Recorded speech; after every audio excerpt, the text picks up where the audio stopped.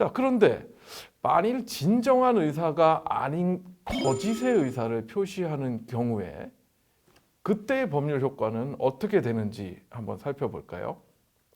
예를 들어서 고용주가 형식상 사직서를 쓰라. 하지만 내가 당신을 자르지 않겠다. 이런 얘기를 해서 사직의 의사가 없음에도 사직서를 쓰는 경우가 있겠죠. 또는 농담처럼 내가 10억을 주겠다. 뭐 이렇게 말하는 경우가 있을 수 있는데요. 자, 이런 경우 원칙적으로는 그 의사 표시대로 효과가 발생을 합니다.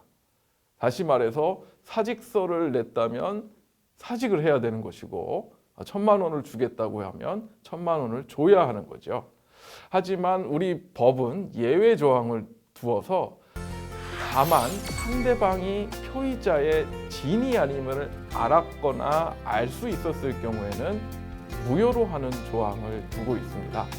서로가 거짓인 것을 알았을 경우에는 그 말한 대로 효과가 발생하는 것은 아니라는 얘기죠.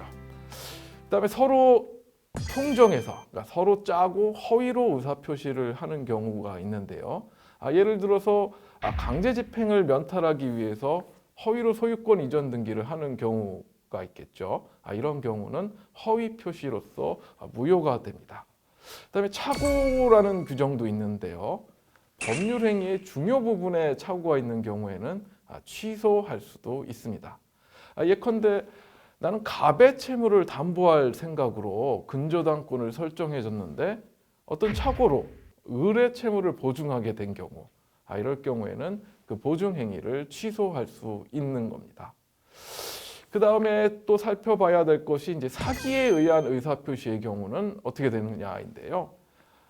우리가 사기를 당해서 돈을 주거나 하는 경우가 있죠. 이럴 때는 사기에 의한 것이 명백하게 밝혀지면 취소할 수가 있고요.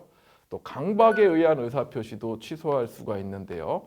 이 강박이라는 것은 어떤 폭행이나 협박으로 내가 원치 않는 의사표시를 했을 경우를 말합니다. 자기가 쓴 차용증이 강제로 쓴 것이기 때문에 무효라고 주장하는 경우가 있는데요.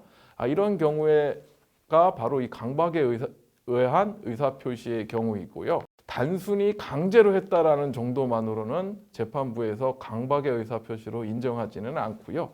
형사처벌 등의 부가적인 조치가 있어야만 강박에 의한 의사표시로서 취소를 허용해주고 있습니다.